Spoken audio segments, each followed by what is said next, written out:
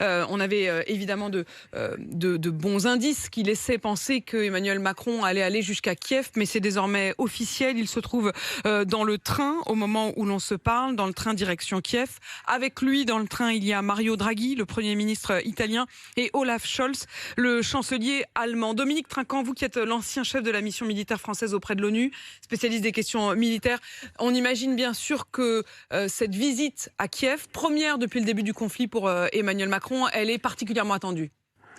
Elle est particulièrement attendue et elle est particulièrement forte parce que le président n'y va pas seul, il va avec le chancelier allemand et le Premier ministre italien.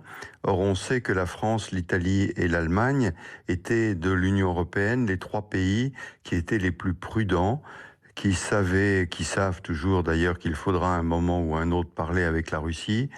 Et le fait qu'ils aillent à Kiev montrait l'unité de l'ensemble de l'Europe avec cette séparation qui existe un petit peu entre l'Europe de l'Est et l'Europe de l'Ouest, que l'Europe en entier soutient Kiev, ça me paraît un symbole extrêmement fort.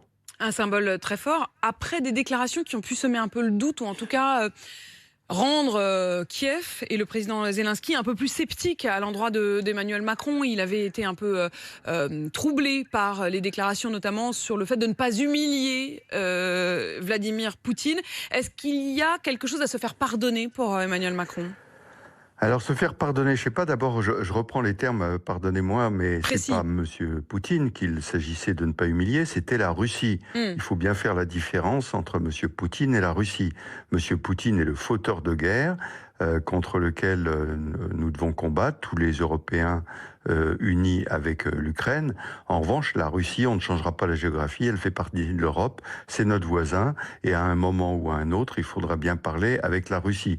Mais donc, vous avez raison sur le plan de la communication. En tout cas, de la perception par l'Ukraine, oui. On sait qu'au minimum, ça a froissé ou interrogé. Mais bien sûr, et on peut le comprendre, l'Ukraine, si vous voulez, est en train de faire la guerre. Elle ne donne pas dans le détail. Il faut se battre contre la Russie, c'est le terme qu'ils emploient, contre Poutine bien sûr, mais contre la Russie. Et donc on comprend qu'il y a un écart de perception entre les deux qui est pas un peu perceptible entre un pays qui voit son territoire envahi, ses soldats mourir, ses populations être frappées, et puis nous qui regardons avec un peu plus de recul, un peu plus de regard.